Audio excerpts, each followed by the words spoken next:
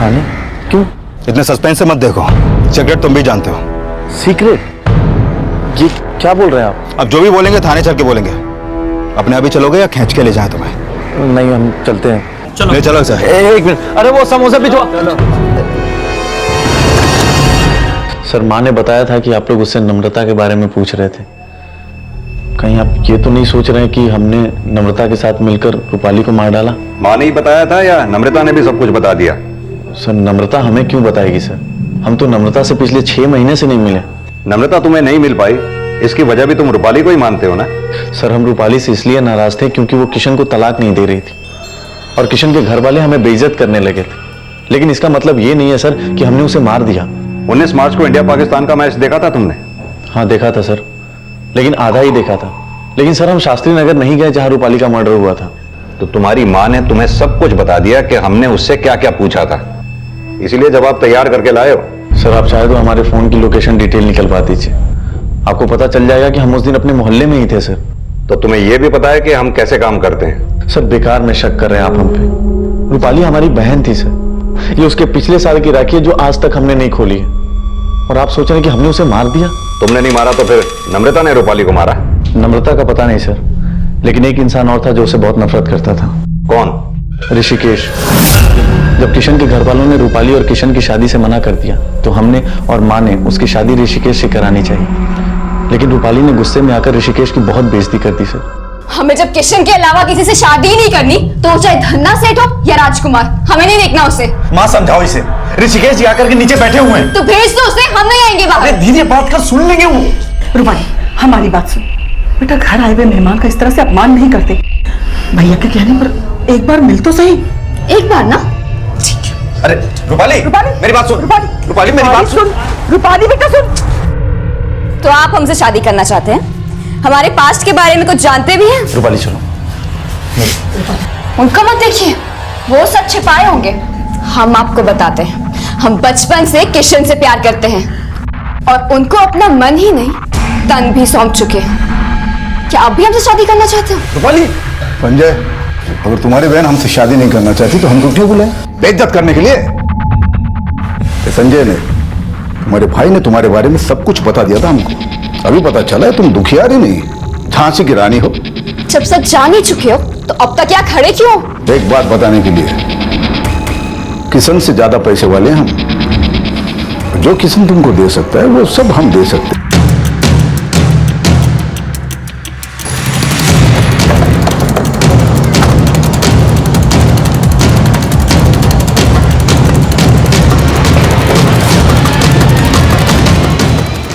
ये ऋषिकेश पांडे जी से मिलना है, उनसे बोलिए इंस्पेक्टर अवस्थी मिलना चाहते हैं। जी sir. Hello sir, inspector Awasthi आपसे मिलना चाहते हैं।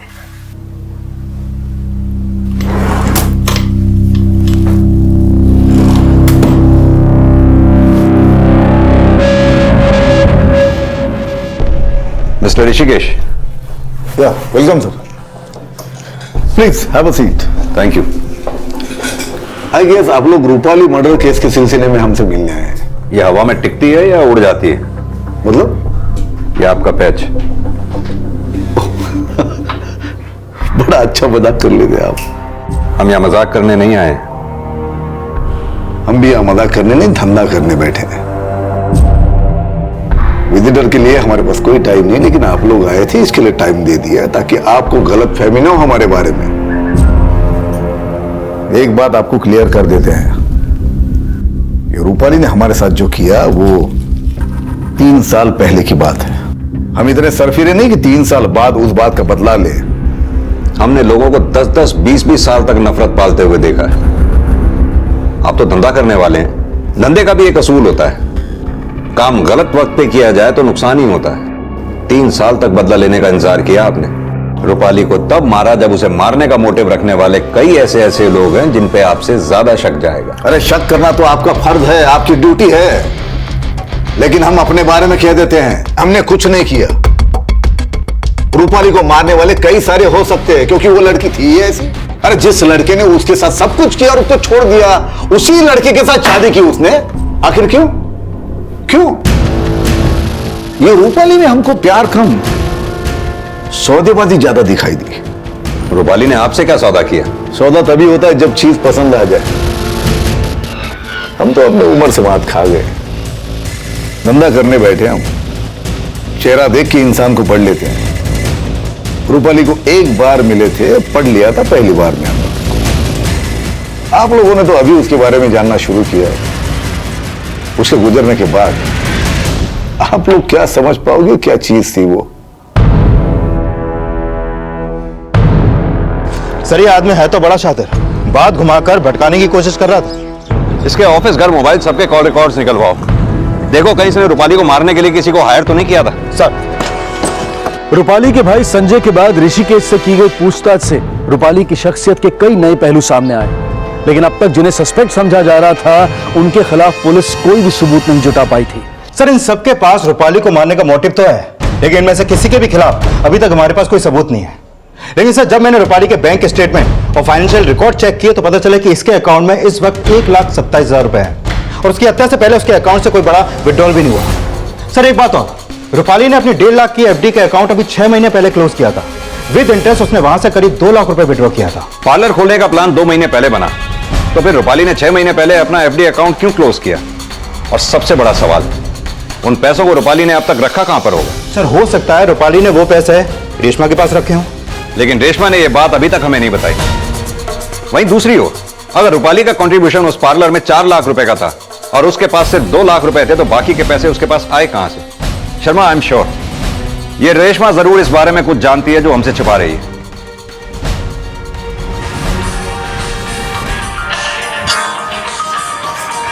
मेरा फोन है ना?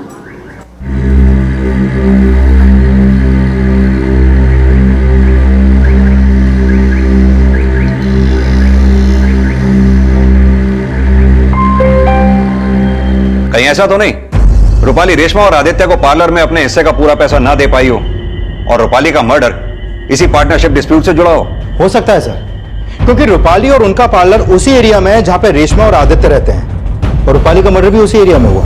और सर रूपाली की लाश हमें जिस सर एक बात पता चली है, रूपाली की हत्या से 1 महीने पहले रूपाली का झगड़ा उनकी कॉलोनी के किसी प्लम्बर से हुआ था।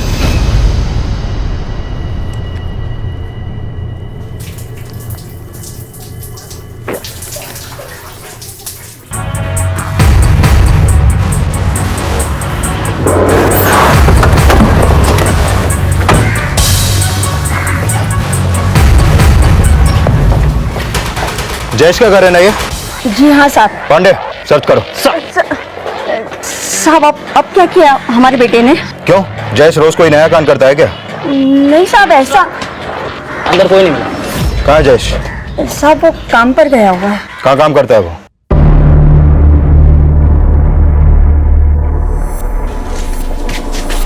जयेश नाम है ना तेरा? हाँ साहब। चल साहब, अरे साहब क्या मार रहे हैं आप हमको? क्या किए? अब तू खुद सोच क्यों मार रहे हैं तुझे? साहब कहीं आप ऐसा तो नहीं सोच रहे कि रूपाली मैडम को हम मार दिए? बिल्कुल सही सोचा। अब बोल क्यों और कैसे मारा रूपाली को तूने? हम नहीं मारे उनको, हम तो उस इलाके में जाने से भी डरते हैं साहब। रूपाली का मर्डर भी उसके इलाके में नहीं, शास्त्री नगर में हुआ था। शास्त्री नगर में हुआ हो या दुर्गा नगर में, मगर हम उनको नहीं मारे हैं साहब। लगता है ऐसे नहीं मानेगा तू।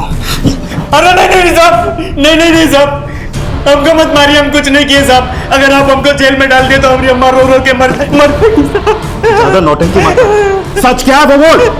नौटंकी नहीं कर रहा साहब, माँ को हम कुछ नहीं किए साहब, मैंने कुछ नहीं किया। 1 मिनट शर्मा, छोड़ दो इसे मेरे केबिन में लेके आओ। सर चल।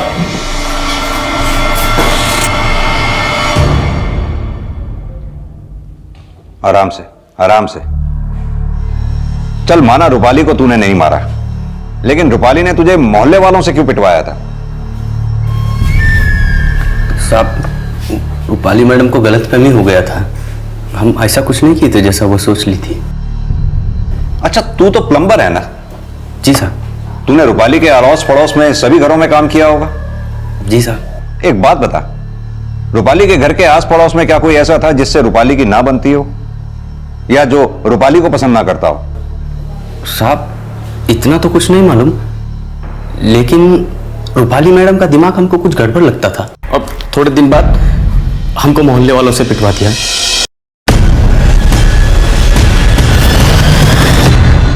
साहब, हमको एक और बात याद आया। वो रूपाली मैडम का दोस्त है ना, वो पार्लर फ्रेंड। कौन? रेशमा?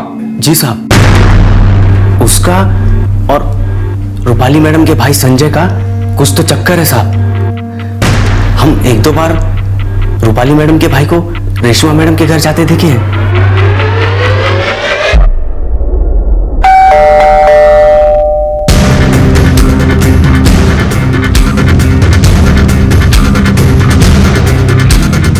प्लम्बर जयेश के बयान ने पुलिस को एक नया एंगल दिया, जिसकी पुष्टि के लिए पुलिस ने इसे इन्वेस्टिगेट करना शुरू किया।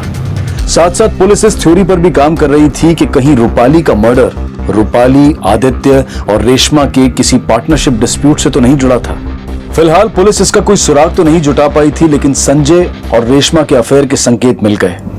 सर, संजय और रेशमा के अफेयर के ही नहीं, बल्कि रेशमा के एक पड़ोसी से पूछताछ में यह भी बात सामने आई है कि उसने एक बार रूपाली और रेशमा को किसी बात पर झगड़ते हुए भी देखा था। ये संजय और रेशमा दोनों को लेके आओ, फिर देखते हैं रूपाली के मर्डर केस में इन दोनों के अफेयर का क्या कनेक्शन हो सकता है। सर,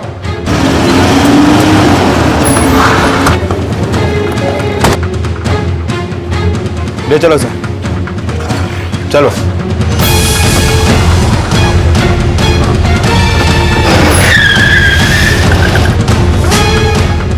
रेशमा, पुलिस आई है। पुलिस?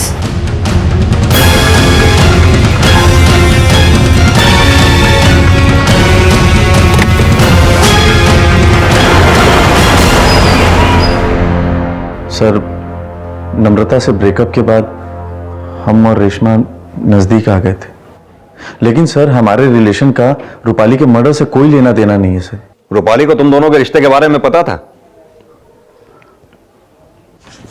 बोलोगे या बुलवाएं? हाँ सर, पता चल गया था उसे, इसलिए वो हमसे नाराज हो गई थी।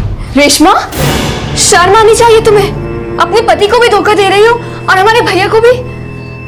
देख रूपाली, अरे ऐसी कोई बात नहीं है, हम रेशमा से प्यार करती हैं। संजय, रूपाली को समझाने की जरूरत नहीं है, वो नहीं समझेगी। देख रूपाली, रेशमा, तो कुछ ना ही बोलो तो अच्छा है, लेकिन हमारी एक बात ध्यान से सुन लो।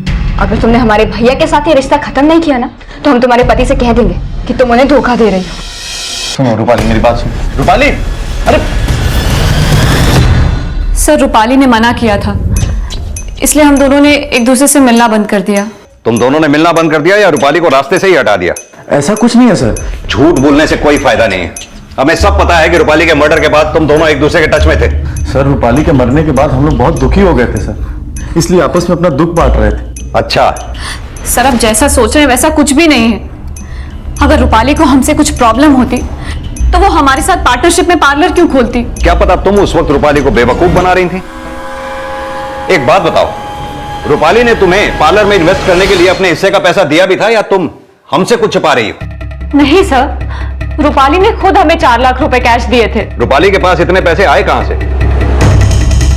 संजय, कहीं ऐसा तो नहीं रूपाली के ब्याह पे तुमने पार्लर में पैसा इन्वेस्ट कर दिया?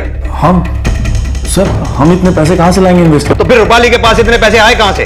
सर, हम सच कह रहे हैं, रूपाली ने खुद हमें पैसे दिए थे। आप चाहे तो आदित्य से पूछ सकते हैं।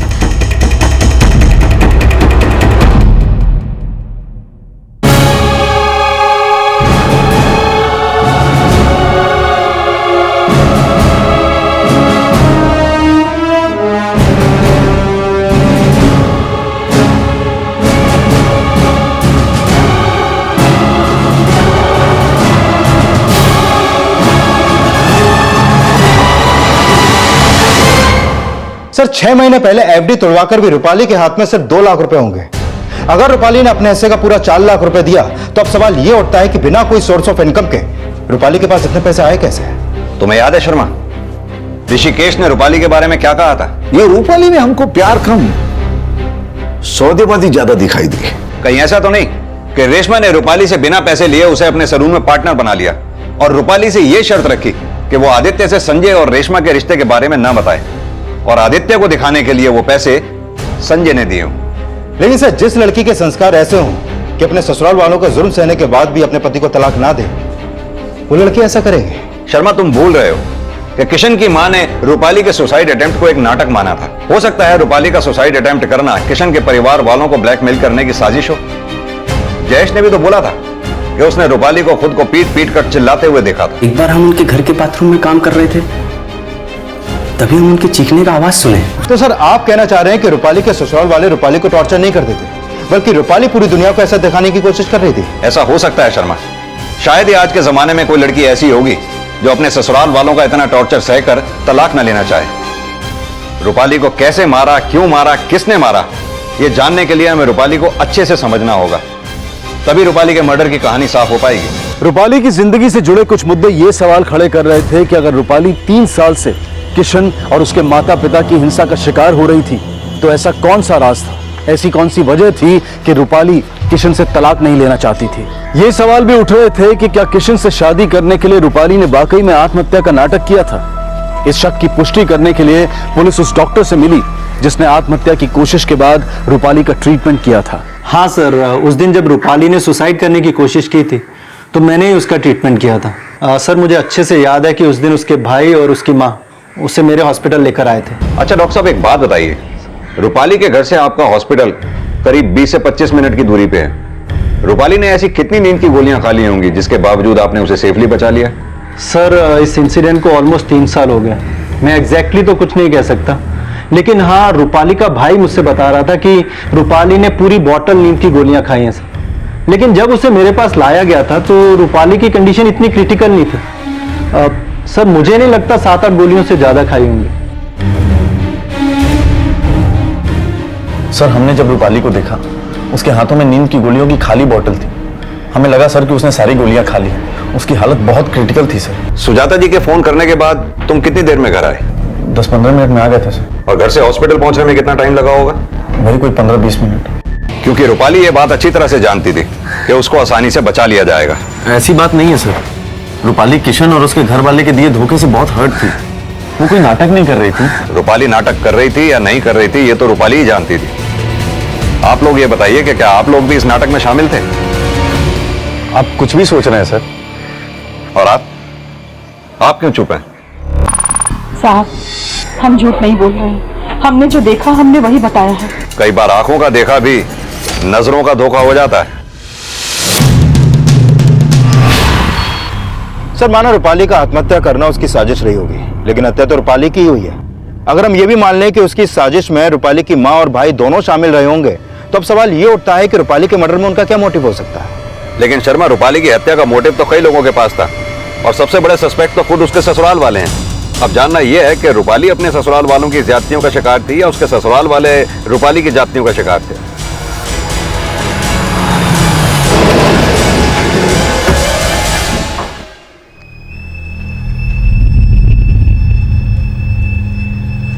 क्या हुआ? आप लोग तो एकदम खामोश हो गए। बोलिए। अब क्या कहें साहब, हम जानते हैं कि हम कुछ भी कहेंगे शक आप हम पर ही करने वाले हैं। अगर आप लोगों ने वाकई कुछ नहीं किया तो फिर डर किस बात का है? सर हम डरपोक नहीं हैं, लेकिन रूपाली ने दुनिया के सामने हमारी ऐसी छवि बना दी थी, उससे हमें बहुत बड़ा धक्का लगा था साहब। गलत वो खुद थी, लेकिन दुनिया ये समझती थी कि हम उस पर ज्यादती करते हैं। और आप भी तो कुछ बोलिए किशन। हम क्या बोले सर, लेकिन एक बात फ्रेंकली बताएंगे, पहले हम रूपाली को गलत नहीं समझते थे। जब हमारे पेरेंट्स ने हमारी शादी रूपाली के बजाय किसी और से करवानी चाहिए, हमें बहुत दुख हुआ। हम अपने एंड से अपने पेरेंट्स को समझा रहे थे, लेकिन रूपाली हमें ही गलत समझ रही थी। और जब उसने वो आत्महत्या की कोशिश की, सबसे ज्यादा हमने अपने आप को कोसा है सर। किशन, तुम्हारे बिना हमारी जिंदगी में कुछ नहीं है। अगर तुम्हारा साथ नहीं मिला तो हम जी नहीं पाएंगे। ऐसा मत बोलो, अब तो हम सिर्फ और सिर्फ तुमसे ही शादी करेंगे। लेकिन जैसे ही रूपाली हमारी बीवी बनके हमारे घर में आई, उसके तेवर ही बदल गए। उसने पार्लर खोलने के लिए घर से 2 लाख रुपए चुराए थे। पार्लर खोलने के 1 दिन पहले हद कर दी उसने। घर का सारा नगद और सारा जेवर गायब कर दिया उसने।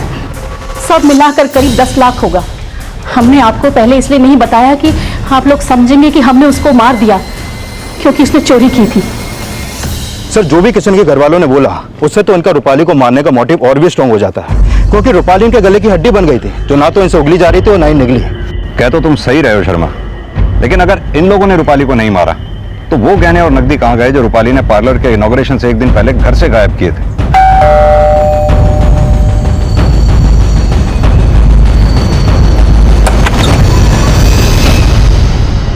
सर, हम पहले भी कह चुके हैं, रूपाली ने हमें कोई पैसे दिए ही नहीं रखने के लिए।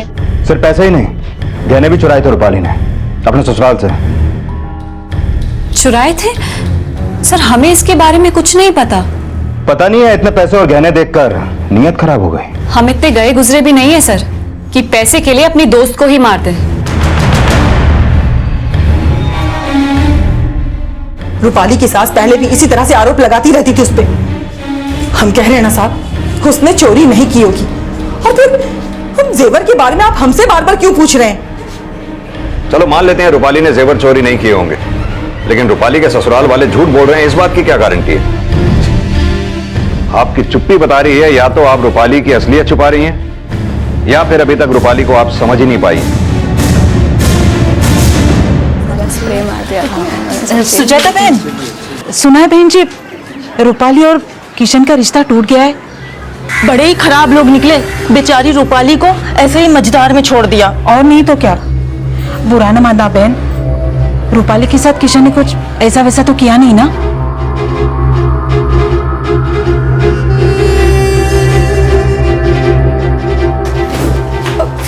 रूपाली,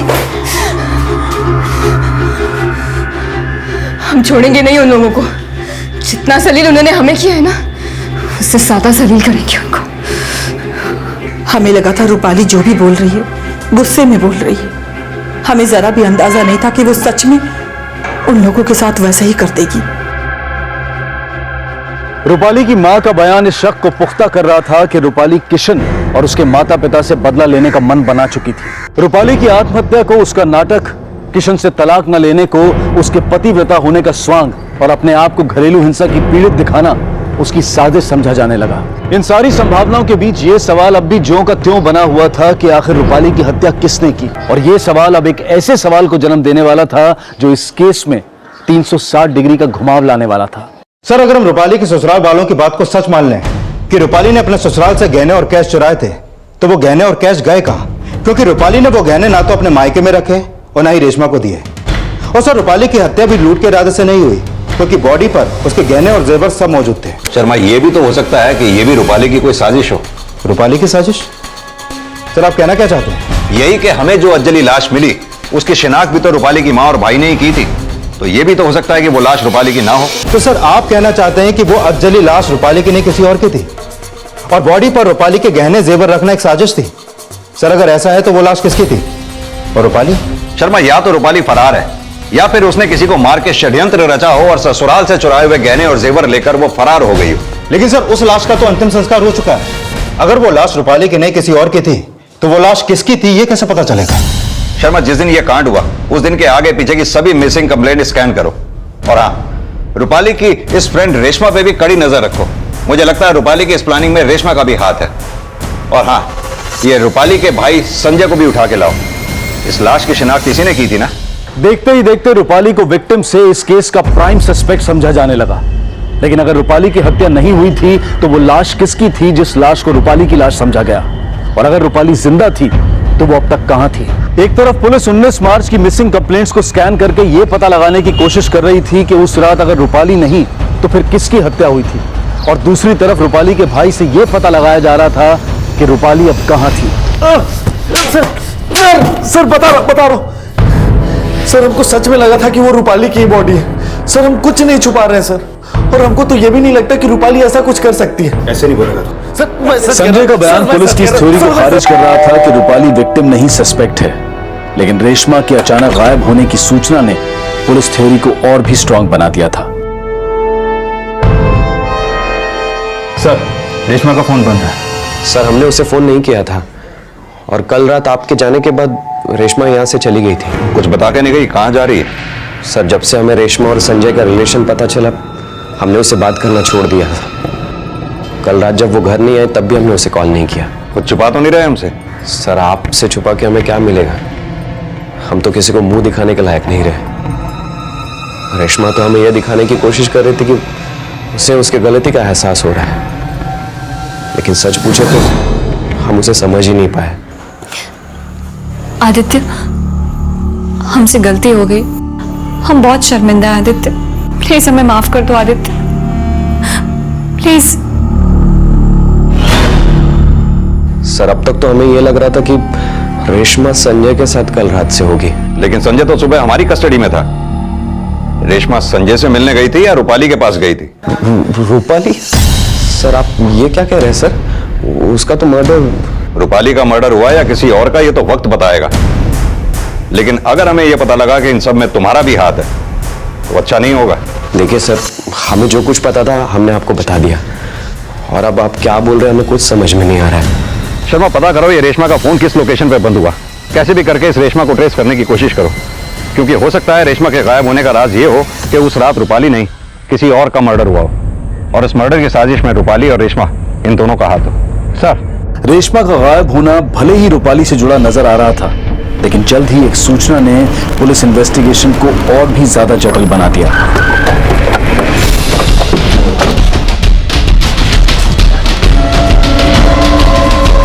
इस मोबाइल में रेशमा का ही फोन नंबर का सिम है। रेशमा के पति आदित्य ने भी इसे आइडेंटिफाई किया है। सर ये तो रेशमा का है सर। उसका कहना यह भी है कि जो गहने और जेवर हमें बॉडी पर मिले हैं वो भी रेशमा के ही हैं। इस बॉडी को भी ठीक उसी तरह से जलाया गया है शर्मा, जिसका मर्डर 19 मार्च की रात को हुआ था, जिसे बाद में रूपाली के रूप में शिनाख्त की गई थी। अगर ये बॉडी रेशमा की है तो कहीं ऐसा तो नहीं कि रूपाली ने रेशमा का मर्डर किया हो, क्योंकि रेशमा ही रूपाली का राज जानती थी। कहानी कुछ भी हो सकती है शर्मा, लेकिन सबसे पहले यह कंफर्म होना जरूरी है कि 19 मार्च की रात को जिसकी हत्या हुई वो कौन थी। हेलो, क्या नाम बताया? सुधा वशिष्ठ। ठीक है, उसका एड्रेस एसएमएस कर दो।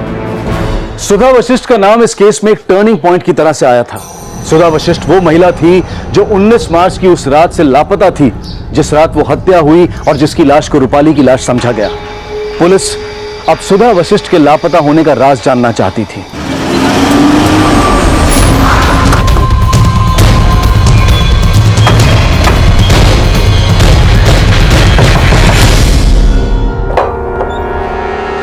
दिवाकर। जी सर, पिछले एक हफ्ते से सुधा के लिए परेशान हूं साहब। इतनी छोटी सी बच्ची है, इसको संभालना भी मुश्किल हो रहा है। सुधा!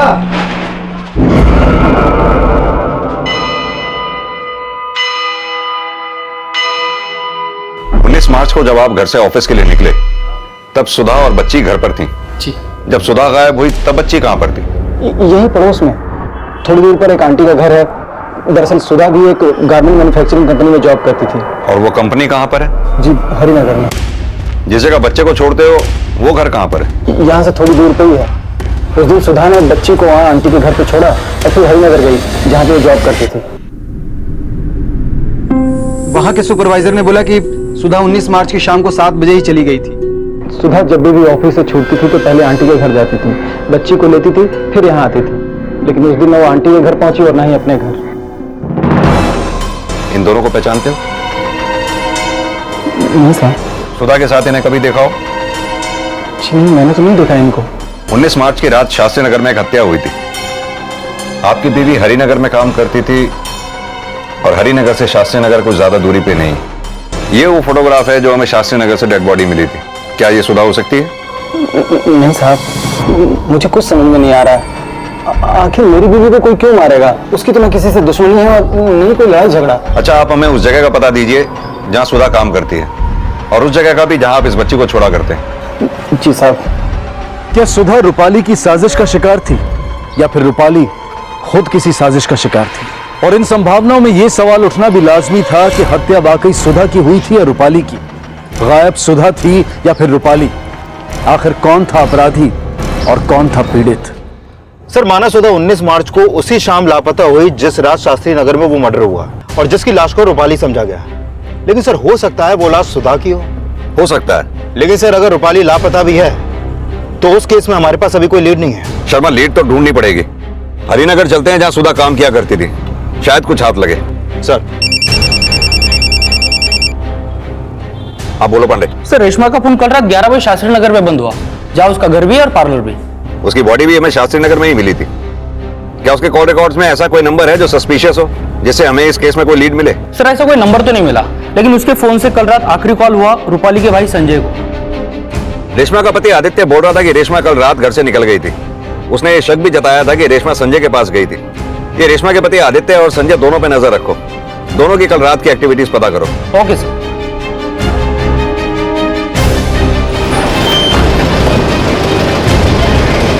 हाँ सर, सुधा 19 मार्च को सुबह 10 बजे यहाँ आई थी और शाम को 7 बजे चली गई। ये देखिए उसके एंट्री और एग्जिट के साइन भी है।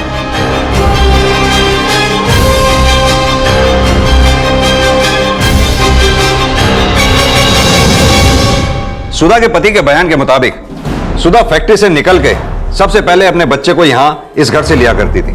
उसके बाद वो अपने घर जाती थी। जिस दिन सुधा के साथ यह हादसा हुआ उस दिन सुधा फैक्ट्री से निकली तो सही, लेकिन इस घर तक नहीं पहुंची।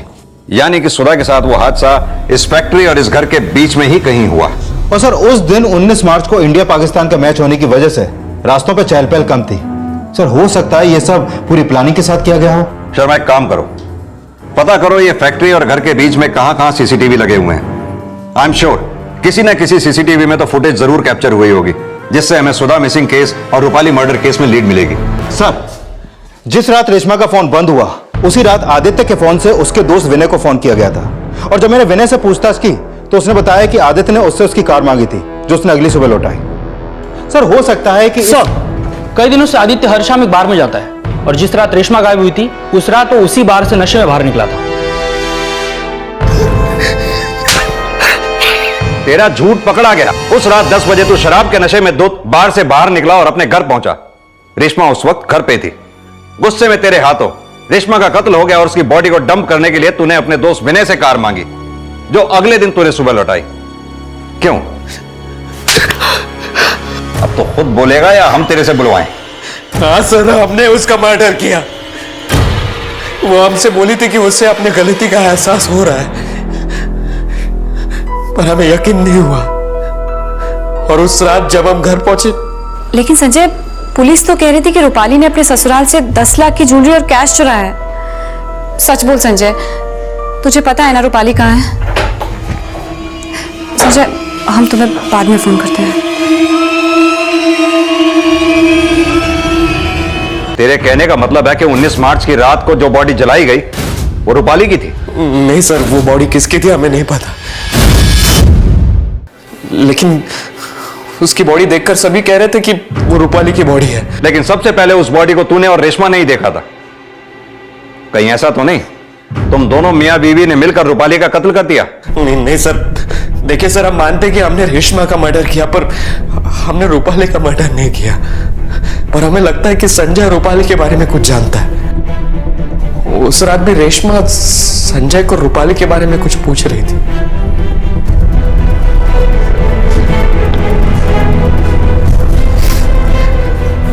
सर रेशमा को ऐसा लगता है कि हमें पता है कि रूपाली का है, लेकिन हमें नहीं पता सर कि रूपाली का है। हमें तो ये भी नहीं पता कि किसका मर्डर हुआ।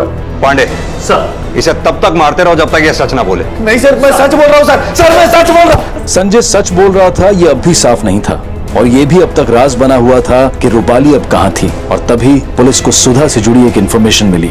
19 मार्च की शाम सुधा को किडनैप किया गया था, और उस किडनैपिंग की फुटेज एक सीसीटीवी में कैप्चर हुई थी, जो इसमें है।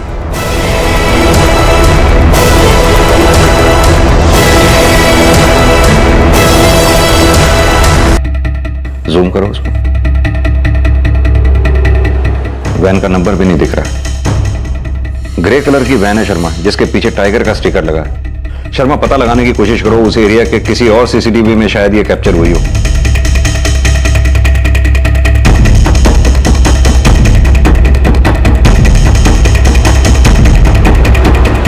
और कुछ ही घंटों में पुलिस ने आखिर उस वैन के नंबर का पता लगा लिया और उस एड्रेस पर पहुंची जिस एड्रेस पर वो वैन रजिस्टर्ड थी।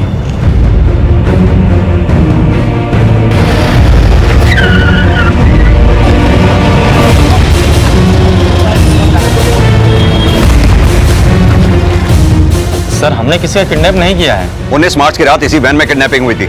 सीसीटीवी फुटेज है हमारे पास। 19 मार्च को सर हम 5 बजे घर जल्दी चले गए थे। इंडिया पाकिस्तान का मैच था। लेकिन हाँ, हमारा दोस्त हमसे वैन लेकर गया था। कौन दोस्त? जयेश नाम है सर उसका। जयेश वो प्लम्बर? हाँ सर, जयेश प्लम्बर। अरे बेटा कहाँ जा रहा है? अम्मा बहुत जरूरी काम, आके बताएं। अरे बेटा मेरी बात तो ये तो बता के जा कि क्या जरूरी काम है। अरे मेरी बात तो सुन बेटा। अरे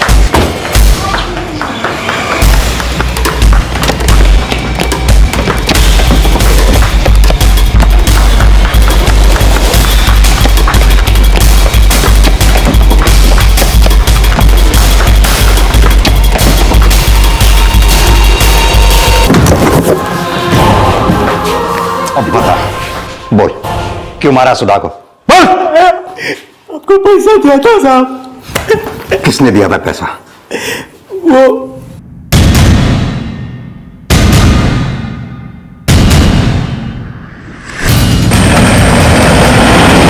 साहब लेकिन बात क्या बताएंगे?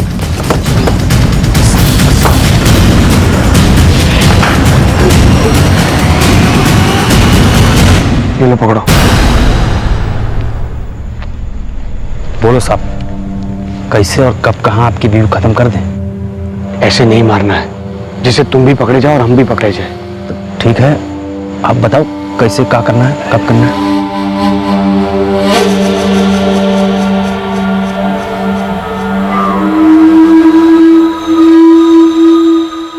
वो लोग हमको ऐसा लाश का इंतजाम करने के लिए पैसा दिया जिसका रंग रूप कद काटी सब रूपाली मैडम से मिलता हो। तब हम और ये मिलके खूब छानबीन किया तो एक दिन हमको सुधा दिखी।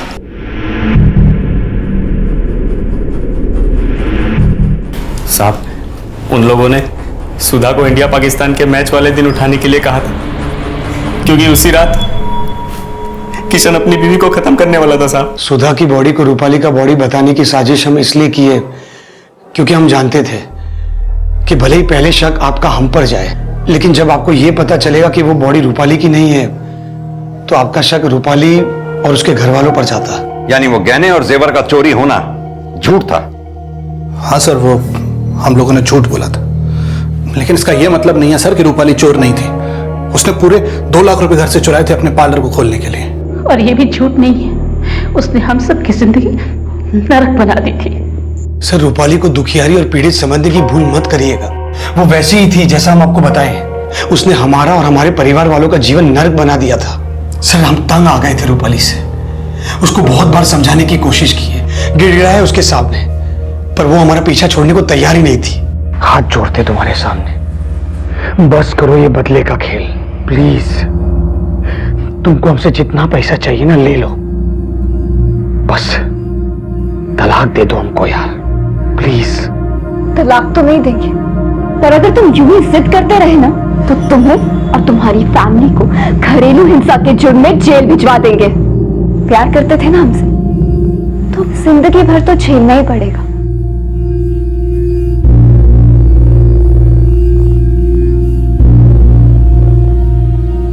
सर, बहुत प्रॉब्लम्स क्रिएट कर रही थी वो हमारे लिए और हमारे परिवार वालों के लिए, और इसीलिए उसे मारने के अलावा हमें और कोई सोल्यूशन नहीं सूझा। सॉल्यूशन ना कभी गुस्से से निकलता है, ना किसी से डर के चुप हो जाने से, और ना ही कोई साजिश रच के। माना रूपाली ने जो भी किया वो गलत था, सुधा का क्या कसूर था? बदला लेने के लिए तुमने एक नन्ही सी बच्ची के सिर से मां का साया तक छीन लिया। अब करो अपने किए का पश्चाताप सारी जिंदगी।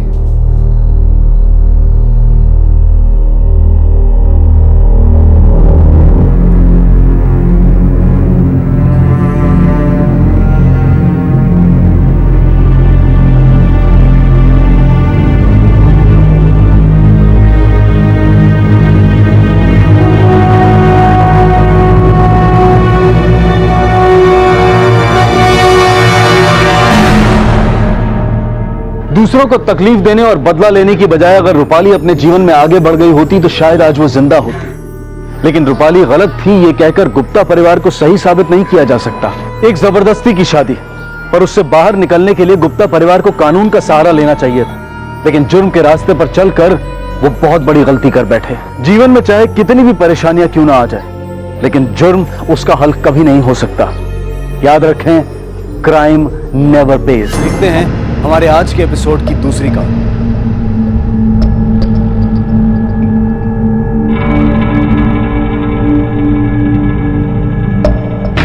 कौन है? मी मदन.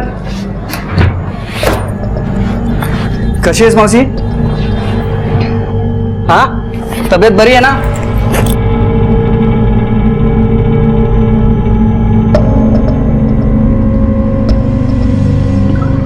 गोली घे मावशी, गोली. हाँ, आराम से. मावशी 100 रुपये ठेवतो. हा, येतो. हा,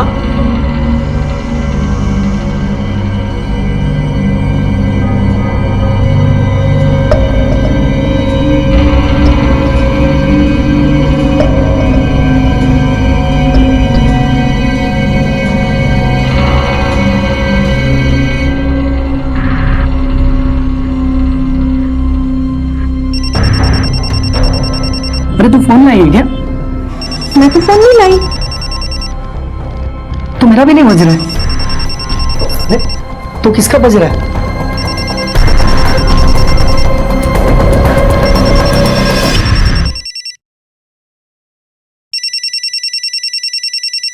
अरे मोबाइल तो इसमें ही है. अरे तू ये क्या कर रहा है? किसी के सामान को ऐसे हाथ नहीं लगाते, छोड़ो.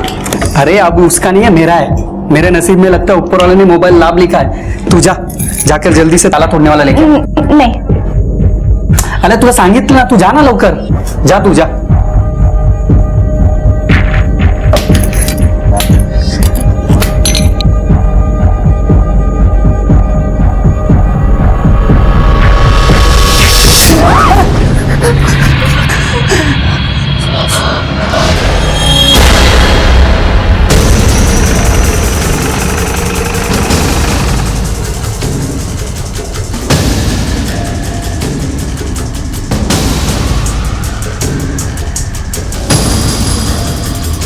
आइए सर.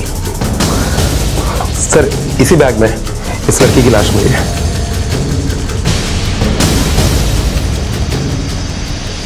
सर चेहरा काफी बुरी तरह से कुचला गया है ताकि बॉडी की पहचान हो सके. पहचान छिपाने के लिए अगर चेहरे को बिगाड़ा गया है तो मुझे नहीं लगता यहां कुछ मिलेगा. ये टैटू देखो, शायद इस टैटू से इस बॉडी की शिनाख्त हो सके. पता करो ये लिखा क्या है और किसने लिखा है. फिलहाल बॉडी को पोस्टमार्टम के लिए भेजो. सामान बॉडी बैग में थी. ये इंफॉर्मेशन किसने दी? सर पीसीओ से एक आदमी ने फोन करके इंफॉर्मेशन दी थी. क्या? घर के अंदर 2 औरतें बैठी हुई और किसी ने पीसीओ से कॉल किया. ये घर किसका है? सर बेड पर जो औरत बैठी है ये घर उसी का है. ये ऐसी लेटी रहती है? जी साहब. तुम कौन हो? साहब मैं संगीता, यहाँ काम करने के लिए आती हूँ. रोज सुबह में झाड़ू पोछा बर्तन करती हूँ. इस घर में और कौन कौन रहता है? इनके परिवार में से कोई? साहब मौसी बिल्कुल अकेली है. इनका एक बेटा था ना, वो कुछ साल पहले ट्रेन एक्सीडेंट में मर गया, तब से अकेली है. इनकी हालत अच्छी थी ना, तब अच्छे से चलती फिरती थी, लेकिन इनको जब से लकवा मारा है ना, तब से ऐसे बिस्तर पर पड़ी है. साहब मैं जब सुबह आई ना काम पर, तब तो ये बैग नहीं था. नहीं था मतलब? इन्हें लकवा मारा हुआ है, ठीक नहीं है ये. तो बैग कहां से आया? साहब अब घर में इतने लोग आते जाते हैं, क्या मालूम किसने रखा है. क्या आप बता सकती हैं कि इस घर में कौन कौन आया था? प्लीज याद करने की कोशिश कीजिए. लाश मिली है आपके घर में, खून हुआ है. याद करके बताइए कि कौन आया था आपके घर में. याद नहीं है. कुछ लोग आते हैं, दवाई पैसे देते हैं. मैं तो दवाई खा के सोई थी. मौसी को तो बहुत ही बुरा हाल है साहब. एक तो उम्र, ऊपर से ये बीमारी. अब तो उनकी याददाश्त भी कमजोर होती जा रही है. बहुत ही मुश्किल से पहचानती है किसी को. हाँ सर, एक्चुअली हम भी काफी टाइम से पूछताछ कर रहे हैं कि यहाँ पर कौन आया था, किसने ये बैग रखा, किसने देखा. सर इस लाश के बारे में जो इन्फॉर्मेशन करने वाला कॉल आया था वो पास वाली दुकान से आया था. तुमने दुकानदार से पूछा कि वो फोन किसने किया था? नहीं सर, उसका कहना है कि पीसीओ काफी लोग आते जाते हैं. सामान इस घर की अच्छी तरह से तलाशी ली, कुछ मिला? हाँ सर, टेबल पर कुछ दवाइयाँ है और एक 100 रुपए का नोट. उसके अलावा कुछ भी नहीं मिला। साहब मौसी की दवाई तो मदन लेके आता है। मदन? सर यही मदन है, इसी ने पीसीओ से फोन किया था। पीसीओ के ऑनर ने इसकी पहचान की है। क्यों बे, बड़े अजीब आदमी हो। पहले तो लड़की का खून करता है और उसके बाद पुलिस को खुद ही इन्फॉर्म करता है। हाँ, मैंने फोन किया था साहब, पर खून नहीं किया था। मैं तो बस मौसी को दवाई देने गया। अच्छा, दवा देने के लिए अंदर पड़े हुए बैग को खोलने की क्या जरूरत थी? मुझे लगा कि इतना बड़ा बैग है, क्या मालूम कुछ पैसे वैसे मिल जाए तो। सर पीसीओ के ऑनर ने बताया कि अकेला नहीं था, इसके साथ एक औरत भी थी। वो मेरी बीवी है साहब।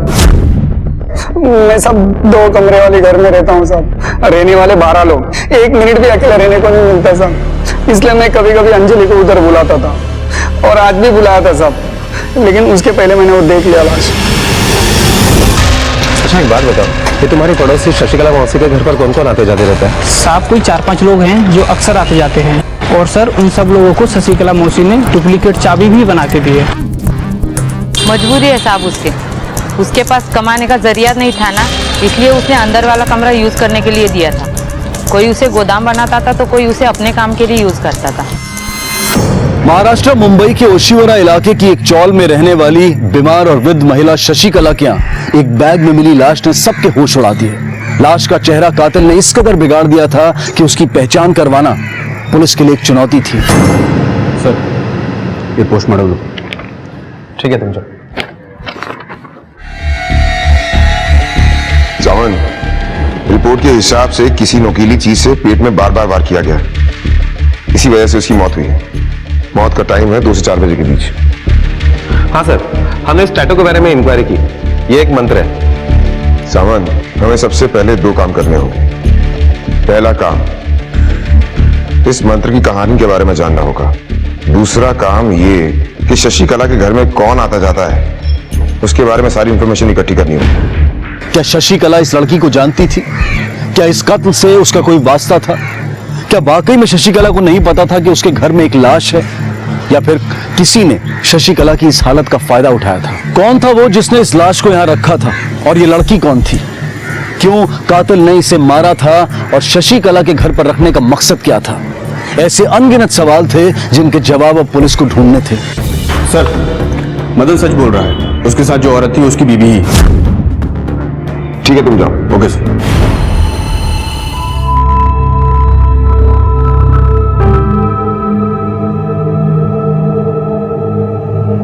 साहब अच्छा, इनके घर पर कौन कौन आता जाते रहता है, उनका नाम पता है? साहब एक तो मदन आता है जो मौसी की दवाई लाता है, और उसी के बहाने उसके साथ का हमें पता है, तुम बाकी लोगों के बारे में बताओ। साहब एक मंजूर सेठ है, वो अपना माल रखने के लिए इधर आता है। दूसरी तो मैं हूँ साहब जो इधर काम करती हूँ, और तीसरा अपना जो शौकत है वो घर में चूड़ियाँ बनाता है। वो डिलीवरी के पहले का जो एक्स्ट्रा माल होता है ना, वो इधर रखने के लिए आता है। इनके एड्रेस जानती हो? हाँ साहब मालूम है ना। सर ये जो लड़की के हाथ पे टैटू है वो माँ आशापुरा का मंत्र है, जो अक्सर नजर से बचने के लिए या मन्नत पूरी होने पर गुनगुनाना पड़ता है। ठीक है। Okay sir. सर पता चला है कि शशिकला के घर पर संगीता, मदन, मंजुल और शौकत ये लोग आते जाते हैं। सावन, I am very sure in चारों में से कोई एक है जिसने इस खून को अंजाम दिया है। इन चारों की कुंडली निकालो, और दूसरी बात ये कि मुंबई में जितने भी आशापुरा माता जी के मंदिर हैं सबकी डिटेल्स निकलवाओ, पता करो ये मंत्र गूंजने वाले किस किस मंदिर में बैठते हैं। इस मंदिर में हाथ पर गूंजने वाला कोई बैठता है क्या? इस मंदिर में हाथ पर गोदने वाला कोई नहीं बैठता है साहब।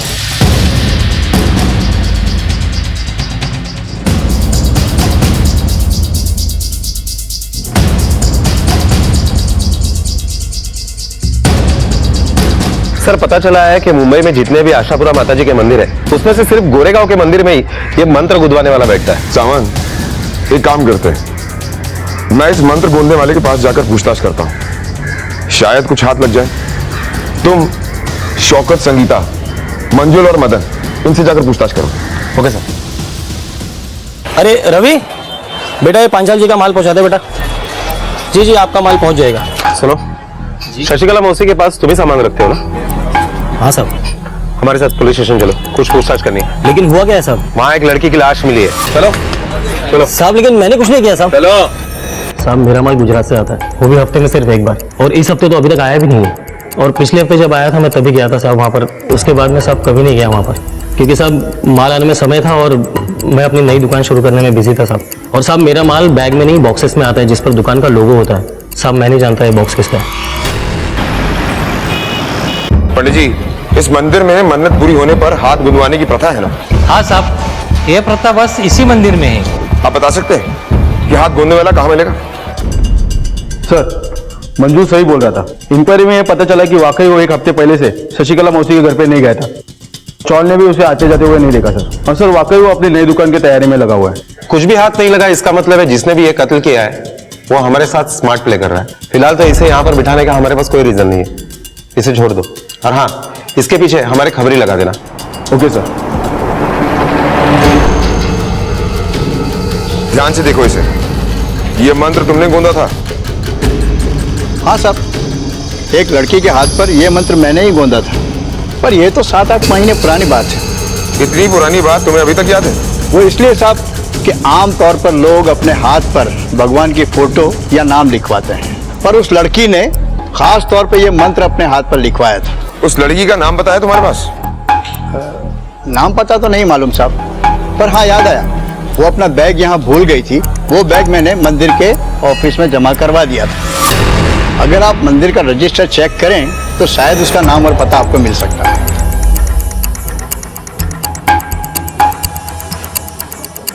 सर ये देखिए,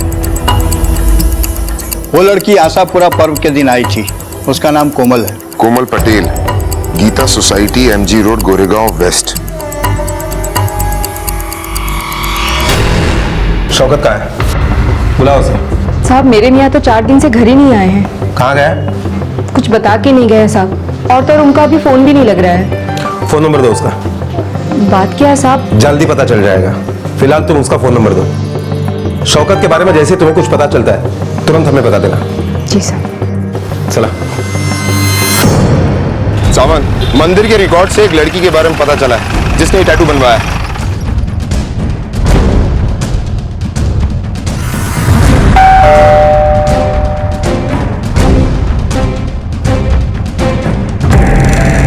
कोमल पटेल? जी, कोमल मेरी बेटी है। सावंत, इस मंत्र को पहचानती हैं आप? जी हाँ, ये मेरी बेटी कोमल के हाथ में बना है। जरा बुलाइए उन्हें। जी वो यहाँ नहीं है, वो अपने ससुराल में है। आप यकीन के साथ कह सकती हैं कि वो वहीं पर है? हाँ सर, मेरी अभी अभी अपने दामाद से बात हुई है और वो लोग शॉपिंग के लिए गए हैं। लेकिन आप लोग ये सब क्यों पूछ रहे हैं? क्या आप आपकी बेटी कोमल को फिर से एक बार फोन लगा सकती हैं, जस्ट कंफर्म करने के लिए कि वो लोग शॉपिंग में है या नहीं? और हाँ, फोन स्पीकर पे लेना।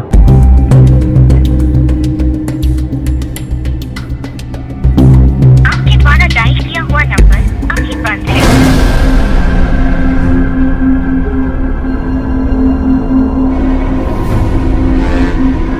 हाँ मम्मी जी बोलिए। हेलो बेटे हितेश, कहाँ हो तुम? कोमल का फोन नहीं लग रहा है, कहाँ है वो? मम्मी जी हम लोग मॉल आए हैं, वो वॉशरूम गई है, शायद नेटवर्क का प्रॉब्लम होगा इसलिए नहीं लग रहा होगा। आप मुझे बताइए ना क्या बात है, मैं उसे मैसेज दे दूंगा। नहीं नहीं बेटा, कोई बात नहीं, तुम लोग शॉपिंग करो, मैं बाद में बात करती हूँ। ओके मम्मी जी ठीक है, मैं आपको थोड़ी देर में बात कराता हूँ। आपसे एक रिक्वेस्ट है, अपनी बेटी और दामाद का नंबर और उनका एड्रेस दे सकती हैं आप? जी।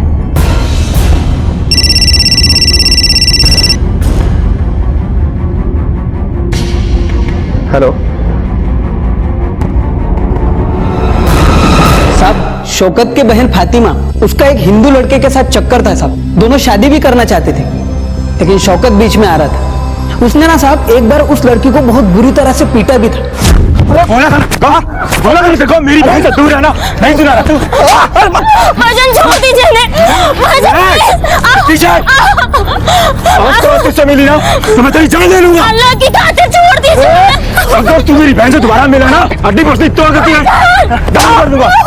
लेकिन वो नहीं माने साहब, फिर ये शौकत के डर से दोनों 1 साल पहले ही भाग गए। अब सुना है साहब कि दोनों ने शादी भी कर दी है और मनोज के मामा के गांव जाके बस गए हैं। हाँ। अच्छा, तुम्हें ये मनोज के मामा के गांव का नाम मालूम है? कोल्हापुर के आसपास किधर तो भी है साहब। कोल्हापुर के आसपास, ठीक है, तुम जाओ। ठीक है साहब, आ तो सर कहीं ऐसा तो नहीं कि जिस लड़की की लाश हमें शशिकला मौसी के घर पे मिली है वो शौकत की बहन की हो, जिसके अफेयर की वजह से गुस्से में आकर शौकत ने उसे मार डाला और कहीं ठिकाने पर लगा दिया।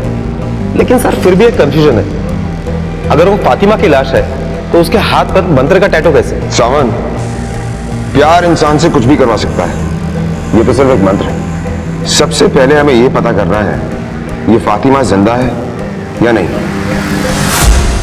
सर इंफॉर्मेशन मिली है, शौकत का फोन ऑन हो गया और उसका लोकेशन उसका घर ही बता रहा है। उठा लो उसे। Okay sir.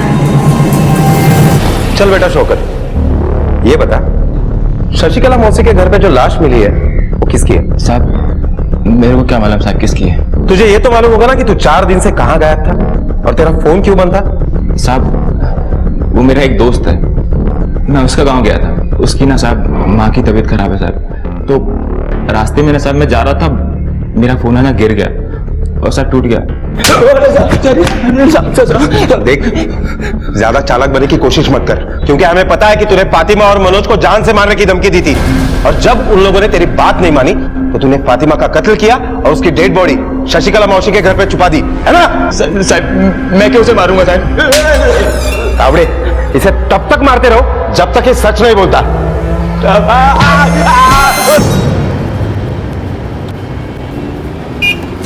सुनिए, महेश जगताप का घर कौन सा है? हाँ ये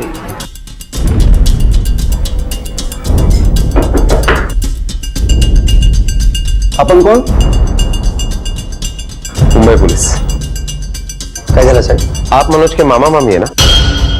हाँ सर। मनोज कहाँ है? उसे जाके तो 4 दिन हो गया साहब। कहाँ गया? वो बोल रहा था कि उसकी आई की तबीयत बरोबर नहीं है, उसे देखने जाने का है। लेकिन वो वहां पर भी नहीं पहुंचा। तावड़े सर, मनोज की माँ ने मनोज का मोबाइल नंबर दिया था ना? हाँ सर। ट्राई करो।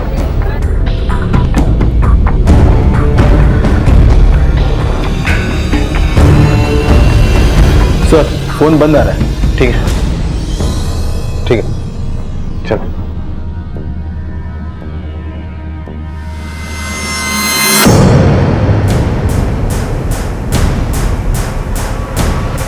चले गए? हाँ। और बेटा अभी कुछ दिनों के लिए ना तुम दोनों कहीं और रहने चले जाओ। जाओ जल्दी करो, उठाओ सामान। अच्छा चलो चलो चलो। अरे आओ बेटा, सुनो फोन कर देना हमको जल्दी से पहुंच गए। आप लोगों ने इन्हें तो छुपा लिया, लेकिन इनकी चप्पलें छुपाना भूल गए। अब तुम बताओ, तुम लोगों ने झूठ क्यों बोला? सर हमें लगा कि आपको शौकत ने भेजा है, क्योंकि इससे पहले उसने सर कुछ गुंडे भेजे थे यहाँ पे। बड़ी मुश्किल से इन बच्चों की जान बच पाई है साहब। देखिए, हम यहाँ पर यह कंफर्म करने के लिए आए थे कि फातिमा जिंदा है या। खैर, तुम लोगों को परेशान होने की कोई जरूरत नहीं है, क्योंकि तुम दोनों जन बालिग हो। और हाँ, कोई अगर तुम्हें तकलीफ देता है तो तुम पुलिस की मदद ले सकते हो। Thank you sir. शशिकला के घर में मिली लाश की पहचान करने के लिए पुलिस ने ईड़ी चोटी का जोर लगा दिया। हर संदिग्ध की तफसील से जांच की जा रही थी, पर जिस पर भी शक होता वो निराधार साबित होता।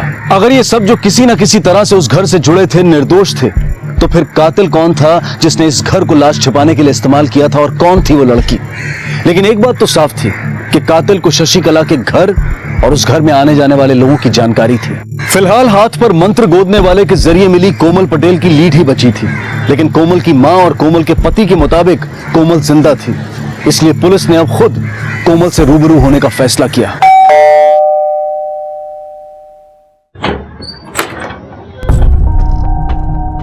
हाँ जी। कोमल कहाँ है? बुलाइए उन्हें, उनसे कुछ पूछताछ करनी है हमें। कोमल तो 3 दिन से गायब है। लेकिन कल ही तुमने उसके मां को बताया कि वो तुम्हारे साथ शॉपिंग करने गई थी। हाँ, इसलिए क्योंकि मम्मी जी हार्ट पेशेंट है। अगर मैं उनको सच कहता तो उनको धक्का लग सकता था, इसलिए झूठ बोलना पड़ा मुझे। कंप्लेंट की है आपने? जी सर। सावन, जिस पुलिस स्टेशन में कंप्लेंट लिखवाई गई वहां से उसकी कॉपी मंगवा, और आज तक जितनी भी तहकीकात हुई है इस केस की उसकी रिपोर्ट भी मंगवा। Okay sir. फिलहाल आप लोगों को हमारे साथ चलना होगा। सर, आप लोग हमें यहाँ क्यों लेकर आए? सावन,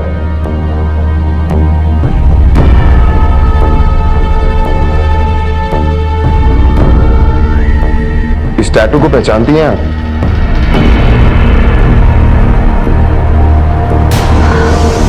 कोमल, ये तो मेरी बच्ची कोमल है।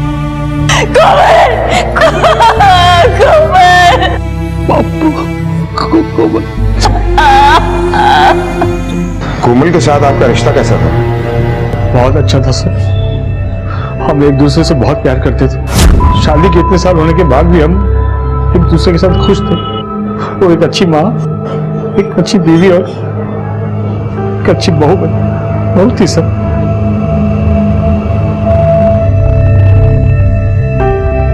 अच्छा ये बताइए कि कोमल के साथ आपका कोई झगड़ा हुआ था क्या? पति पत्नी के बीच में ऐसे छोटे मोटे झगड़े होते रहते हैं सर, लेकिन ऐसा कभी कोई सीरियस वाला नहीं हुआ सर। साहब क्या बताऊं, कोमल के साथ किसी की दुश्मनी हो या झगड़ा, ये तो मैं सोच भी नहीं सकती। वो तो बस सुबह से घर का सारा काम करती थी और फिर दुकान पे जाती थी।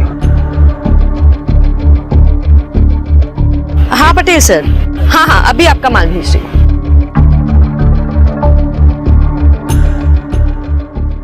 साहब, जिस किसी ने भी मेरी बहू को मारा है ना, उसका कभी भला नहीं होगा।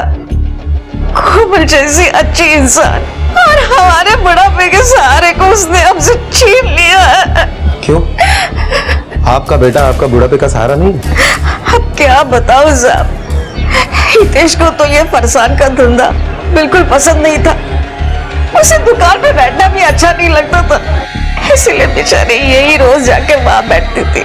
साहब संभालती नहीं तो क्या करती, क्योंकि वो समझ गई थी कि हितेश तो बस लाट साहब बनकर घूमेगा।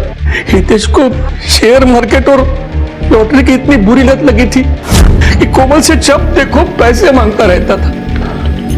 क्या मिलेगा ये फरसन की दुकान से? पैसे लगाने हैं तो शेयर मार्केट में लगाओ, रातों रात मोटी रकम कमाओ। मोटी? मैं आपके रातों रात करोड़पति बनने का सपना नहीं पूरा कर सकती, और शेयर मार्केट और लॉटरी के लिए तो मैं तुम्हें एक पैसा नहीं दूंगी। नहीं दोगे मतलब? मेरे घर की कमाई मुझे देने से मना कर रही हो तुम? हाँ मना कर रही हूँ, क्योंकि मेहनत की कमाई ऐसे ही लुटाने के लिए नहीं है। ठीक है, एक आखिरी बार दे दो, आगे से मत देना। देखो 1 का 10 मिलेगा, सारा कर्जा छोटा हो जाएगा, देखना। यही बोल के आपने मुझे हर बार बेवकूफ बनाया है, पर आपने कोमल, पैसे तुम्हें लेकर ही जाऊंगा। अरे ये क्या कर रहे हो तुम? अरे ये क्या कर रहे हो तुम? छोड़ो छोड़ो छोड़ो, क्या कर रहे हो तुम? पैसे लेकर ही जाऊंगा। ये आप कैसी बात कर रहे हैं सर? हाँ मैं मानता हूं कि मुझे शेयर मार्केट की लत थी। इसका मतलब ये नहीं कि मैं अपनी बीवी का खून कर सकता हूं। आप लोगों के यहाँ आने से पहले मैं यही उम्मीद लगाए बैठा था कि वो मिल जाएगी, लेकिन मैं ये कभी नहीं सोच सकता था कि उसके साथ ऐसा कुछ हो सकता है। पिछले 4 दिन से शेयर मार्केट के उतार चढ़ाव के कारण मैं एक स्टॉक मार्केट में एक ब्रोकर के पास बैठा था ताकि कुछ पैसे कमाऊं, उसको दिखाऊं, पर जिसे मैं कुछ दिखाना चाहता था उसी की कभी दिखाना पड़ा मुझे। और अब तो पता चला कि वो मिस्टर हितेश, मुजरिम अक्सर नए नए तरीके यूज करता है पुलिस को गुमराह करने के लिए, लेकिन कहीं ना कहीं वो गलती जरूर करता है। कोमल का खून तुमने किया है, चाहे किसी ने भी किया हो, बहुत जल्द पकड़ा जाएगा। सर ये वो मिसिंग कंप्लेंट की कॉपी है जो कोमल के ससुराल वालों ने लिखवाई थी। सिर्फ कंप्लेंट की कॉपी? कोई लीड नहीं मिली? नहीं सर, दरअसल उन लोगों ने अभी अभी इस केस की तहकीकात शुरू की थी, लेकिन ये केस अभी हमारे पास है। सामंत, हितेश का इस मर्डर केस से कोई ना कोई कनेक्शन जरूर है। कोमल के मर्डर वाले दिन की हितेश की मोबाइल लोकेशन निकालो और साथ ही साथ उसके पिछले 6 महीने के कॉल रिकॉर्ड्स भी निकलवाओ, और हमें एक बार उनके पड़ोसियों से पूछताछ करनी होगी। हो सकता है जो बात परिवार वाले छिपा रहे हैं वो पड़ोसियों से पता चल जाए। सामंत, तुम उसके पड़ोसियों से पूछताछ करो, तब तक मैं शशिकला के पास जाकर कोमल के बारे में पूछताछ करता हूं। इस तस्वीर को ध्यान से देखिए, याद करने की कोशिश कीजिए कि आप इस लड़की को पहचानती हैं।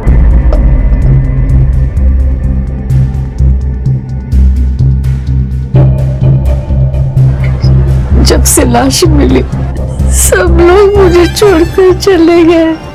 संगीता भी नहीं आती, दवा खत्म, खाना खत्म, बस मेरी जिंदगी नहीं खत्म हो रही। अरे माँ, बोलो रे बाबा, बोला।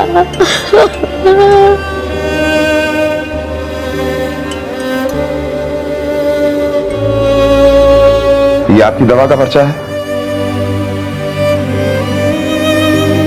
सुने, ये लो, इनकी दवा और कुछ खाने पीने की चीजें लेकर आओ। जी सर।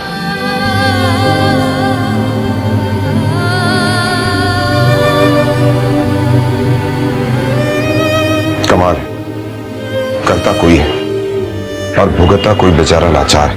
सर, हितेश और कोमल का झगड़ा कोई पति पत्नी वाला झगड़ा नहीं था, पैसों के लिए रोज झगड़ा होता था। सर, मैं भी शेयर मार्केट में काम करता हूँ, सब जानता हूँ हितेश के बारे में। कोमल बेचारी कमाती थी और ये उसका मेहनत का पैसा लॉटरी और शेयर मार्केट में उड़ाता था।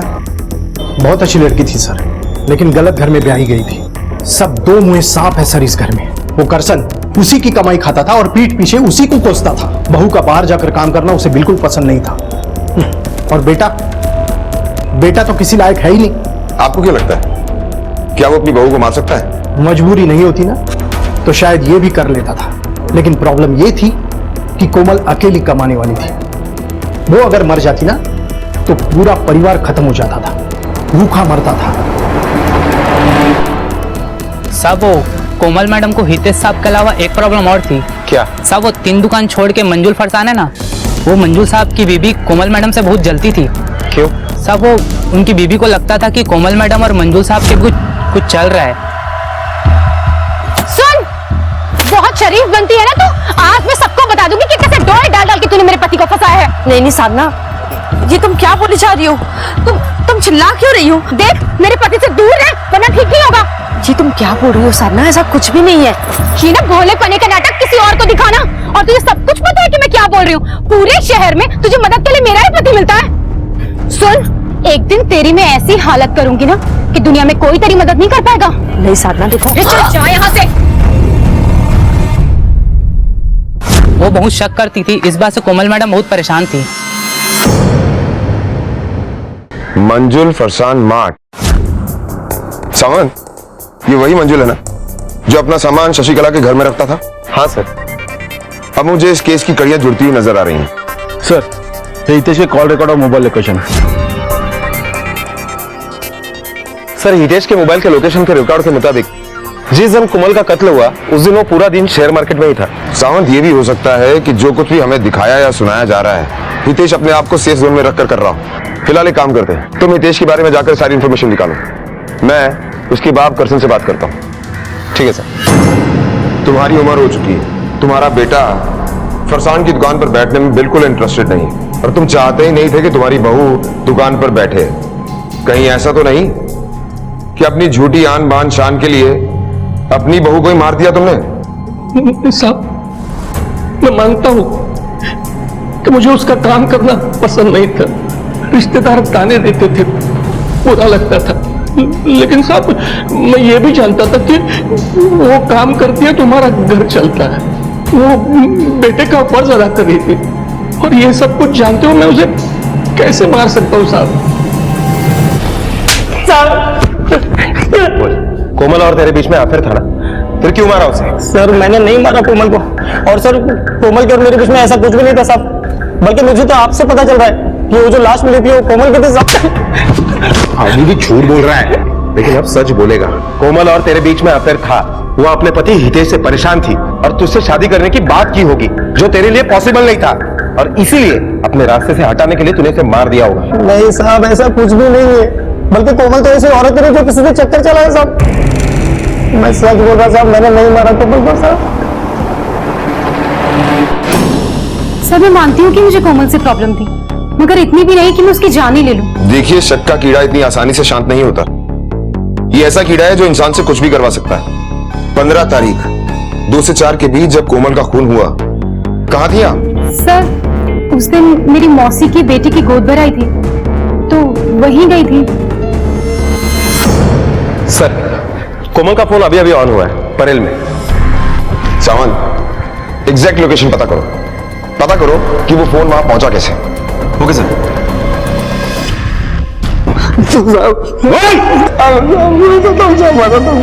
सब वो फोन मैंने ही बेचा था साहब। सब वो दिन वो लाश उस फोन की वजह से मिली थी साहब। मोबाइल तो इसने मुझे लगा कि मरने वाली मर गई, अब वो फोन का क्या करेगी, और मुझे लालच आ गया इसलिए मैं आपको नहीं बताया साहब। अरे सर, कोमल के कॉल रिकॉर्ड में घर वालों के अलावा 2 नंबर मिले हैं, जिसमें से एक नंबर किसी सुशांत शाह के नाम पर रजिस्टर्ड है, जो फोन अभी स्विच ऑफ आ रहा है। लेकिन सर, कोमल ने इस नंबर पर 5-6 बार बात की है और कोई भी कॉल 5 मिनट से कम नहीं था। और दूसरा नंबर हेतल के नाम पर रजिस्टर्ड है। ये कौन? सर, ये हितेश की सगी बहन है। क्या हितेश की बहन भी है? कोमल मर्डर केस में पुलिस को एक के बाद एक लीड मिलती गई, लेकिन वो हर लीड मानो किसी अंधी गली पर जाकर खत्म होती थी। और अब पुलिस के हाथ एक और सुराग लगा था, और इस सुराग का नाम था हेतल। पुलिस के लिए ये लीड चौंका देने वाली थी, क्योंकि हेतल वैष्णव परिवार की इकलौती बेटी थी, और इतनी पूछताछ के बावजूद भी किसी ने हेतल के बारे में कुछ नहीं बताया था। आखिर क्या वजह थी हेतल की पहचान को छुपाने की? क्या हेतल का कोमल के कत्ल से कोई संबंध था? क्या वैष्णव परिवार भी इसमें शामिल था? आपकी एक बेटी भी है, ये बात आपने हमसे क्यों छुपाई? छुपाई नहीं साहब, बस वो बताना भूल गए। दरअसल हमारी बेटी हेतल हॉस्टल में रहती है। बड़े जिम्मेदार बाप हैं आप, परिवार के नाम पर अपनी बेटी के बारे में बताना भूल गए? ऐसी बात नहीं है साहब, उस दौरान वो यहाँ पर नहीं थी, तो हमने सोचा कि उसका नाम क्यों घसीटा जाए। फिलहाल तो आप लोग ये बताइए कि ये सुशांत शाह कौन है? तुम तो जानते ही होगे, तुम्हारी बीवी उससे बात जो करती थी। बिजनेस के लिए उसे काफी लोगों से बातें करनी पड़ती थी, तो उसमें से शायद कोई होगा। सुशांत, उसने अभी तक मेरी बेटी का पीछा नहीं छोड़ा था। ये कौन है? सर, शादी से पहले वो मेरी बेटी का बॉयफ्रेंड था। दोनों एक दूसरे से शादी करना चाहते थे, लेकिन मुझे वो लड़का बिल्कुल पसंद नहीं था। न कुछ कमाता था, बस ऐसे ही आवारा घूमता था। इसलिए मैंने अपनी बेटी की शादी हितेश से करवा दी। सामंत, कहीं ये चोट खाए हुए आशिक वाला मामला तो नहीं?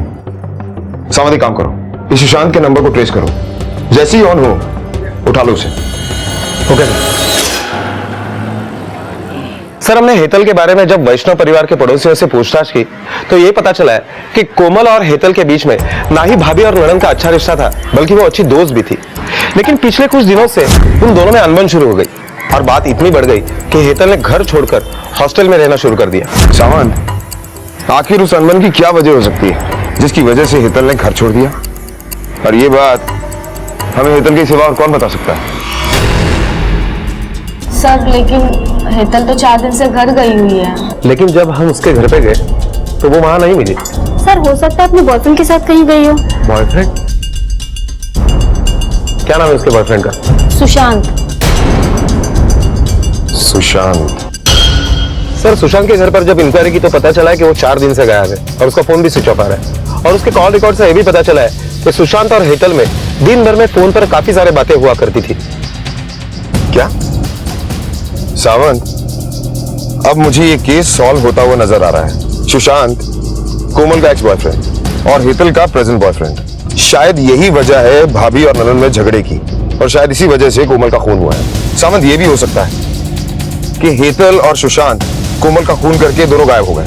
सावंत, एक काम करो, दोनों को ट्रेस करो। अगर एक भी मिल गया तो दूसरा अपने आप मिल जाएगा। ओके सर, हमने कल जब हेतल का बैंक अकाउंट स्टेटमेंट चेक किया तो हमें पता चला है कि कोमल के कत्ल के एक रात पहले हेतल के अकाउंट से ऑनलाइन अहमदाबाद के लिए 2 टिकटें बुक की गई थी, और वो ट्रेन मुंबई से 3:30 बजे निकलती है। सामंत, इसका मतलब ये काम अच्छी खासी प्लानिंग के साथ किया गया है। 2 से 2:30 बजे के बीच में मर्डर किया गया। और एक बात सर, अभी पता चला है कि हेतल का डेबिट कार्ड अहमदाबाद के डिपार्टमेंटल स्टोर में अभी स्वैप हुआ है। इससे पहले कि वो दोनों अपनी लोकेशन चेंज कर लें, दोनों को जल्दी से जल्दी उठा लो। Okay sir.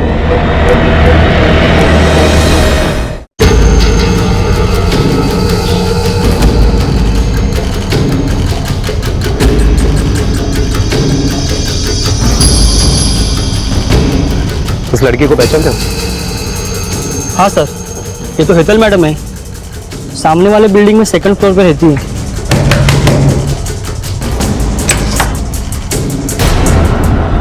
सुशांत शाह? जी हाँ, मैं ही हूँ। क्या हुआ सुशांत? कौन है?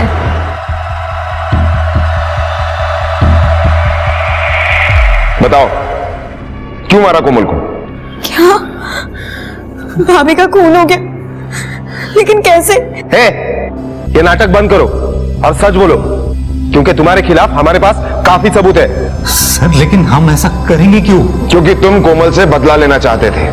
वो तुम्हारी एक्स गर्लफ्रेंड थी, तुम्हें छोड़कर उसने हितेश से शादी कर ली, फिर तुमने इसे फंसा लिया और दोनों ने प्लानिंग करके उसे मार दिया। नहीं सर, ऐसा नहीं है। माना कि कोमल की मां ने हम दोनों को अलग करवाया था और हितेश से शादी करवाई थी।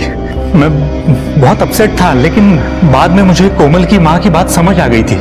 सर अभी मैं अच्छा कमा रहा हूँ, कंप्यूटर इंस्टीट्यूट में पढ़ाता हूँ। हेतल मुझे वहीं पे मिली थी और हम दोनों एक दूसरे के करीब आए थे। सर मुझे तो पता भी नहीं था कि कोमल इसकी भाभी है। सर मैंने इसको मेरे पहले अफेयर के बारे में सब कुछ बता दिया था, लेकिन सर कोमल का मायके में नाम केतकी था, इसलिए इसको कुछ आइडिया नहीं हुआ सर। अच्छा, तो कोमल तक ये बात पहुंची कैसे? सर भाभी ने मेरे को एक दिन सुशांत के साथ देख लिया था।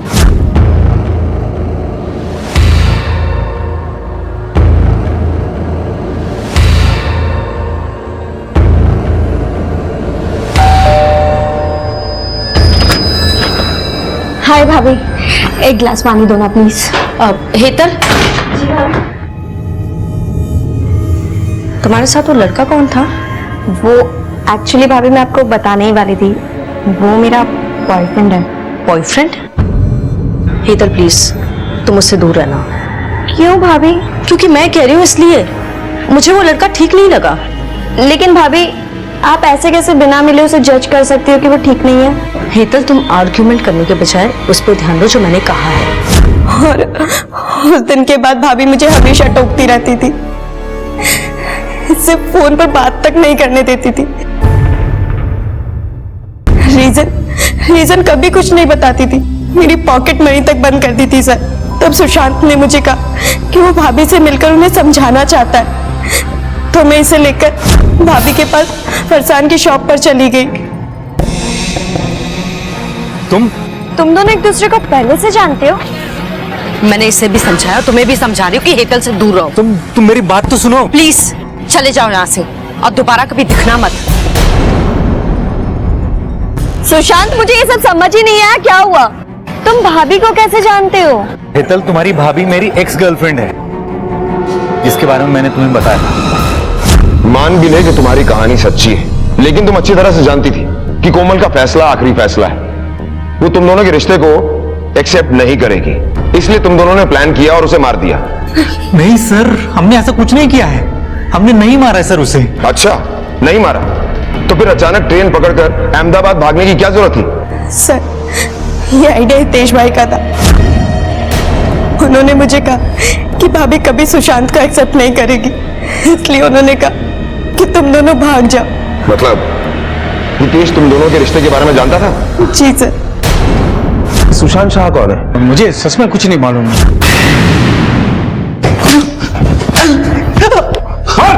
जिस लोकेशन पर कोमल का खून हुआ, हेतल और सुशांत वहां से बहुत दूर थे और हमें पूरा यकीन है ये खून तूने ही किया है, क्योंकि तू 15 तारीख को जानबूझकर अपना मोबाइल एक ब्रोकर के ऑफिस में छोड़कर चला गया था और 4 बजे वापस आया था। बोल, क्यों मारा तूने कोमल को? सर क्यों मारा कोमल को? कोमल ने बिरार में एक प्लॉट खरीदा था। नहीं दूंगी। मार दो मुझे, मारो। आपकी लत के पीछे मैं अपने घर को बर्बाद नहीं होने दूंगी। बहुत कोशिश करने के बाद भी ना उसने पैसे दिए ना पेपर्स। हेतल से मुझे कोमल और सुशांत के बारे में पता चला। कोमल ने ये बात मुझसे छुपाई थी। मुझे बहुत गुस्सा आया था सर। फिर मैंने डिसाइड किया कि कोमल को मार के मैं सब कुछ हासिल कर लूंगा, बदला लूंगा उससे। मैं बस मौका ढूंढ रहा था सर, और एक दिन मैंने कोमल को मंजुल से बात करते सुना। अच्छा मंजुल जी, वो क्या है कि एक रिक्वेस्ट थी आपसे। वो क्या है कि मैंने कुछ माल ऑर्डर किया था, लेकिन ऑर्डर करने के बाद मुझे याद आया कि यहाँ पर तो रखने की जगह ही नहीं है।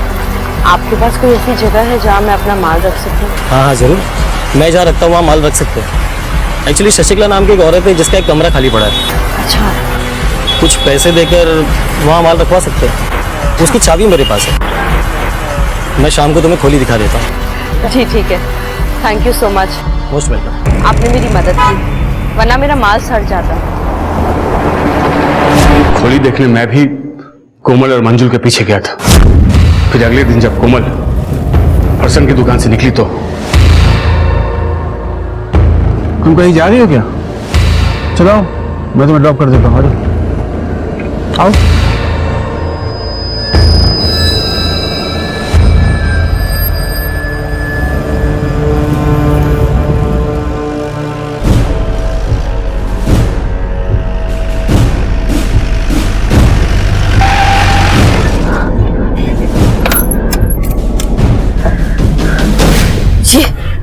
ये कौन सा रास्ता है और तुमने गाड़ी क्यों रोक दी? ये रास्ता सीधा ऊपर जाएगा। अगर तूने अब भी मुझे प्लॉट के पेपर्स और पैसे नहीं दिए तो। नहीं दूंगी, नहीं दूंगी, मैं कभी नहीं दूंगी तुम्हें। जो करना है करो, नहीं दूंगी मैं।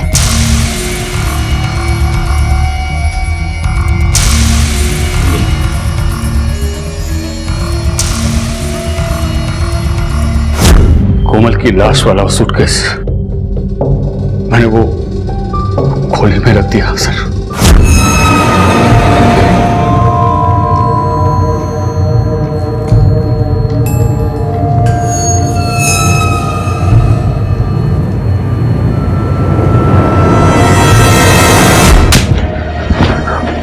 एक वो थी जो तुझे और तेरे घर वालों को पाल रही थी और तूने उसे ही मार दिया और अपने परिवार वालों को सड़क पर ले आया, और इस बात का तुझे जरा सा भी अफसोस नहीं है। जिसने अग्नि को साक्षी मानकर कोमल की रक्षा करने की कसम खाई थी, उसी ने उस हंसती खेलती और जिम्मेदार औरत की जान ले ली। एक माँ से बेटी, बेटी से माँ, और खुद अपने बूढ़े माँ बाप के जीने का सहारा छीन लिया, सिर्फ और सिर्फ अपनी जुए और लॉटरी की आदत की वजह से। पुलिस ने शशिकला के रहने का इंतजाम एक वृद्धाश्रम में कर दिया है, क्योंकि इस हादसे के बाद वो अलग थलग पड़ गई थी, और हितेश को कोमल के कत्ल के लिए आईपीसी की धारा 302 के तहत गिरफ्तार किया गया है। जीवन से उम्मीद रखना गलत नहीं है, लेकिन अगर वो उम्मीद मेहनत करने की बजाय काम चोरी और रातों रात अमीर बनने की सोच पर टिकी हो, तो सफलता का तो पता नहीं, लेकिन गुनहगार बनना तय है। इसी विचार के साथ अब मैं अनूप सोनी आपसे विदा लेता हूं। फिर मुलाकात होगी अगले एपिसोड में एक और चौंका देने वाले केस के साथ। तब तक अपना और अपने परिवार का ख्याल रखें और देखते रहें क्राइम पेट्रोल डायल 100। सबक एक को सीख हम सबको। जय हिंद। इस तरह के और भी एपिसोड देखने के लिए हमारे चैनल को सब्सक्राइब करें और बेल आइकन दबाना ना भूलें।